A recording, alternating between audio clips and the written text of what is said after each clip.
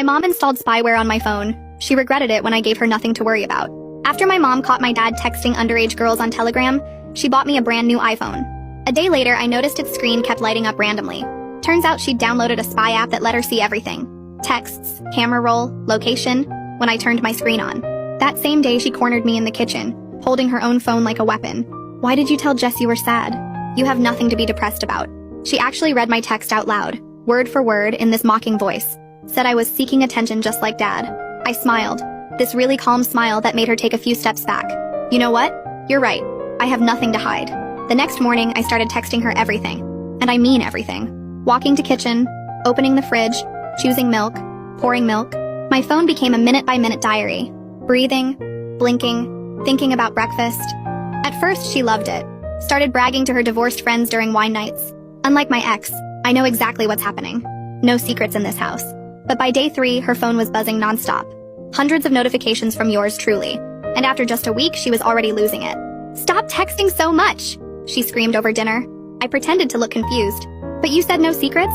"I'm following your rules perfectly." She couldn't complain, because I was doing exactly what she'd asked for. I had no idea how much it would backfire. Because the more I played with her, the more addicted she became to my micro-updates. If I forgot to text for 30 minutes and I wasn't in class, she'd call the school asking a teacher to check up on me. One night, she actually called the cops because my location showed me sitting still for too long at a park bench without texting her about what type of tree I was sitting beside.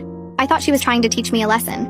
But when I got home that night, she grabbed my shoulders with a manic look in her eye, repeating something about how silence means secrets, and Daddy went quiet when he was texting her. For 2 weeks, things got worse. She wasn't eating, wasn't sleeping, just watching her screen. She started sleeping outside my door. I'd hear her breathing, waiting for me to make a sound. Then one day, I came home and every door in our house was gone. I walked through the house in a daze, my heart pounding harder with each missing frame. Security cameras were strategically placed in every corner, their red lights blinking like eyes.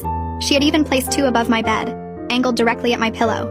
When I finally found her, she was sitting silently in the living room, watching the security camera footage. When she looked up at me, her eyes were bright with this terrifying joy. "Now we can be close," she said, spreading her arms wide. "No barriers, no secrets, just like before Daddy destroyed us." Well, if she wanted a show, I'd give her one. I decided to pretend I was losing my mind, give her the most disturbing footage possible. I started talking to the cameras like they were my friends. "Good morning, camera 3. Yes, I see you too, camera 4. I'd sit in corners rocking back and forth for hours, whispering nonsense. Sometimes I'd just stare directly into one camera without blinking until my eyes watered. I kept it up for weeks, getting more disturbing each day. Eating with my hands, sleeping on the floor, drawing invisible patterns on the walls. I don't know what I wanted her to do. I just knew it felt good to have some sort of control over the situation. Then one morning, I woke up and something felt wrong. My head was cold, and the entire room smelled like bleach mixed with something chemical and wrong. I touched it and felt skin where hair should be. I immediately ran to the bathroom mirror and nearly screamed. I was completely bald. Not a single hair left. That's when she walked in behind me, and I saw her reflection in the mirror. On her head was a wig. I touched it while adrenaline pumped through my body.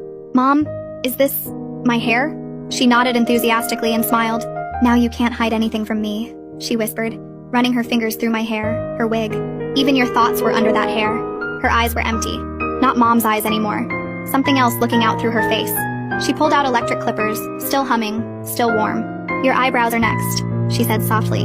"Then we'll see what you're really thinking." And what she did next made me realize I'd never escape. I woke up on the bathroom floor where I passed out after she left, my hand automatically reaching for my head and finding only smooth skin where my hair used to be. The cold tile pressed against my cheek, and the chemical smell still hung in the air, making my stomach turn. The wig she made from my own hair sat on the counter like a trophy, the strands I grew for years now belonging to her. I pushed myself up and my arms shook from lying in the same position for hours.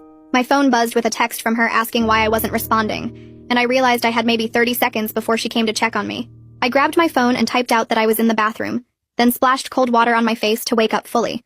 Looking in the mirror felt wrong because the person staring back didn't look like me anymore. Just a scared bald kid who needed to survive long enough to get away from her. I knew with absolute certainty that I couldn't keep living like this, that something had to change, or she would take everything from me piece by piece until there was nothing left. I forced myself to move through my morning routine while she watched from the doorway, her phone in her hand tracking every notification I sent. I turned on the faucet and texted her that I was washing my face, then actually washed my face while she nodded like I was doing something impressive. Brushing my teeth took 3 separate texts, because she wanted to know which toothpaste I chose and how long I brushed each section. My clothes options were limited because she had hidden most of my hoodies and anything with pockets deep enough to hide things in, so I texted her about choosing between a blue shirt and a gray one. She responded immediately telling me to wear the gray one because blue made me look sneaky, whatever that meant. I pulled on jeans and socks while typing out each action, my fingers moving automatically now after weeks of this routine. She smiled at me from the doorway like we were sharing a nice mother-daughter moment instead of her watching my every move through cameras and texts. I grabbed my backpack and she followed me downstairs, her eyes never leaving me as I poured cereal and texted her about the milk being cold. At the school, I kept my head down and started testing the limits of her surveillance by briefly switching my phone to airplane mode during passing period. My hands sweated as I watched the little airplane icon appear at the top of my screen, knowing she could see my location freeze on her end. I walked from English to history and counted the seconds, wondering how long it would take her to notice. 30 seconds passed, then 60, and I started to think maybe the system had a delay that I could use. But then my phone buzzed back online and her frantic texts came flooding in one after another, asking where I was and why I went dark and if I was hiding something from her. I counted them as they appeared. 8 texts in the span of maybe 10 seconds, and I noted that her response time was under 90 seconds from the moment I went offline. That information felt important somehow. Like knowing exactly how tight the leash was would help me figure out how to slip it. I texted back that my phone glitched and she responded with a long message about how I better not be lying to her like Dad lied. During lunch, I locked myself in a bathroom stall and used my phone's front camera to take photos of my shaved head from multiple angles, making sure the timestamps were visible in the corner. My hands shook as I held the phone up and captured the uneven patches where she had pressed too hard with the clippers, the small cuts that were still healing, the complete absence of hair that made me look sick. I took 12 photos total, switching between front and back views, making sure the bathroom tiles were visible in the background, so it was clear where I was. Each photo felt like evidence, like proof that this wasn't normal, and that I wasn't crazy for thinking something was seriously wrong. I forced my hands steady for the last few shots because I knew this might be the only proof I would get if she decided to tell people I did this to myself. The timestamp read 12:47 p.m. on November 19th, and I made myself memorize that number in case the photos got deleted somehow. Then I texted Mom that I was using the bathroom, and she responded asking why it was taking so long. So I flushed the toilet and washed my hands while my phone sat on the sink counter recording everything. I created a new text thread with Jess using innocent-looking messages about homework, typing out a question about what chapters we were supposed to read for history. She responded right away asking if I was okay, and I knew I had to be careful because Mom was definitely reading every word. So I typed back something about needing help with math too, and then added that I might need the math notes later if things got confusing. We went back and forth about assignments for a few minutes, and then I sent her a message saying I really hoped I wouldn't need those math notes, but it was good to know she had them. She responded with a heart emoji, and I felt slightly less alone for the first time in days, knowing that someone outside this nightmare understood what I was really saying. The code was simple.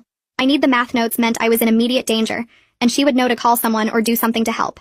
I saved the thread and made sure it looked totally normal in case Mom went through my entire phone later. After school, I approached my English teacher, Miss Larkin, to ask about makeup work, hoping she would notice my shaved head and ask questions.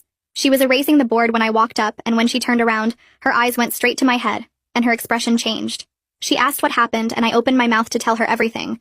But then I remembered that Mom had probably already called the school with her version of events. I froze up completely, my brain going blank as I tried to figure out what to say that wouldn't make things worse. Miss Larkin looked concerned and touched my shoulder gently, asking again if I was okay and if someone had hurt me. But I just shook my head and mumbled something about the makeup work for the days I missed, and she handed me a packet with a sad look on her face. I knew she wanted to help but didn't know how, and I wanted to scream the truth, but my throat felt closed up.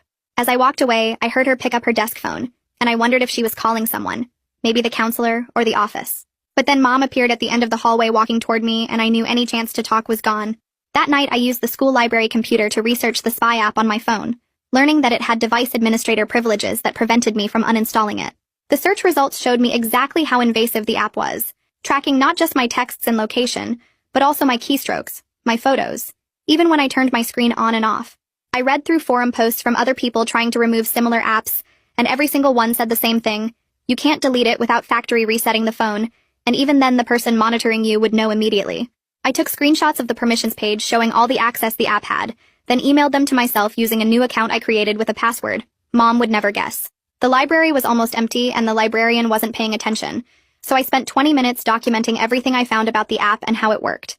I learned that it uploaded data every 15 minutes to a cloud server, which meant Mom was probably reviewing everything I did in batches, rather than watching live constantly. That small detail felt important. Like maybe there were gaps I could use if I timed things right. Sleep became almost impossible because Mom had started sleeping in the hallway right outside my doorless room, and I could hear her breathing and shifting position all night. Every time I started to drift off, her weight would creak on the floorboards, or she would cough and I would snap awake again, my heart pounding. I learned to lie perfectly still and breathe evenly even when I was wide awake, performing sleep like it was a survival skill that would keep her from coming in to check on me. My eyes stayed open in the dark, staring at the ceiling while I counted my breaths, making them slow and steady so she would think I was actually asleep. Sometimes she would whisper things I couldn't quite hear, or I would see her shadow move across the wall as she repositioned herself. The cameras above my bed recorded everything with their blinking red lights, and I wondered if she was watching the footage live on her phone while sitting right outside my room. By 3 a.m, my whole body ached from staying so still, but I didn't dare move because any sound might bring her in here with questions about why I was awake. On the third night, she came in with the electric clippers again, saying it was time for my eyebrows, but I managed to talk her down by promising to text even more frequently. She stood at the foot of my bed holding the clippers, and I could hear them buzzing before she even turned them on, the sound making my skin crawl. I sat up and told her I would send her updates every 10 minutes instead of every 15, that I would text her about everything including my thoughts if she wanted. She considered this while the clippers hummed in her hand, her eyes looking past me at something I couldn't see. Then she agreed to wait, but kept the clippers on my nightstand as a reminder, setting them down carefully like they were precious. I spent the rest of the night staring at them, watching the silver blades catch the red glow from the camera lights, knowing that next time I might not be able to talk her out of it. My eyebrows felt like they were burning even though she hadn't touched them, and I kept reaching up to make sure they were still there. I discovered my phone's shortcuts app could send automated texts at scheduled intervals, so I programmed it to send her updates every 15 minutes during my morning classes. The app let me create custom messages that would trigger automatically based on time, which meant I could set up a whole morning's worth of texts before school even started. I typed out boring updates about being in class, taking notes, listening to the teacher, walking to my locker, and scheduled them to send throughout the day. This bought me small windows of time where I wasn't actively typing and could focus on planning my next steps, maybe even talk to someone without her immediately knowing. I tested it during first period and watched my phone send a message on its own while I sat there doing nothing, and Mom responded with a thumbs up like everything was normal. The automated texts wouldn't fool her forever because eventually she would notice they were too regular and predictable, but for now it gave me just enough breathing room to think clearly. I added the shortcuts to my home screen disguised as a calculator app so she wouldn't find them if she ever got her hands on my phone. I slide the phone back under my pillow and open my eyes just enough to watch the shadows on the wall, making sure she doesn't move from her spot in the hallway. My automated text system sends another update about sleeping peacefully, and I hear her phone buzz softly outside my room. The next morning, I eat breakfast while she watches me from across the table, her eyes tracking every movement of my spoon from bowl to mouth. I text her that I'm eating cereal, chewing, swallowing, and she nods along with each notification like she's conducting an orchestra. At the school, I head straight to the library during study hall and log into one of the Chromebooks they keep on the charging cart. I open a private Google Doc and title it Timeline in plain text so it looks like a school assignment if anyone glances at my screen. My fingers shake a little as I start typing, but I force them steady because this is important. Door removal November 3rd, I write. Then cameras installed November 5th. Head shave November 18th. Clippers threat November 21st. I add details about the spy app installation, the bathroom monitor, her sleeping in the hallway, every single thing I can remember with exact dates. The bell rings before I finish, but I save it and log out, making sure to clear my browser history even though the school computers do that automatically. After school, I decide to test something. So instead of walking straight home, I take a detour to the convenience store 3 blocks past my usual route. I keep my phone in my pocket and walk at a normal pace, counting the minutes in my head while my automated texts keep sending her updates about walking home from the school. I make it inside the store and I'm looking at the candy aisle when my phone starts buzzing. 17 minutes, I note, which means her location alerts aren't instant and there's a delay in the system. She's calling now, her name flashing on my screen, and I answer on the 3rd ring. I tell her I stopped to buy gum, and she demands to know why I didn't text her about it first, her voice getting higher and tighter with each word. I apologize and promise to text before making any stops. Then I buy the gum I don't even want, and head home while she stays on the phone with me the entire walk. The next day, Jess catches me by the bike racks after school, and I can tell from her face that she has something for me. She pretends to adjust her backpack and slips something into my hand, and when I look down I see it's a phone, old and scratched but still working. No service but the camera works, she whispers, and I close my fist around it and nod. We don't hug or talk long because I know Mom is probably watching my location dot right now, but Jess squeezes my hand once and says the word lighthouse, and I squeeze back. I hide the phone in my jacket pocket and text Mom that I'm talking to Jess about homework. Then I say goodbye and head to the parking lot where she's waiting in the car. Walking through the halls the next morning feels like everyone is staring at my bald head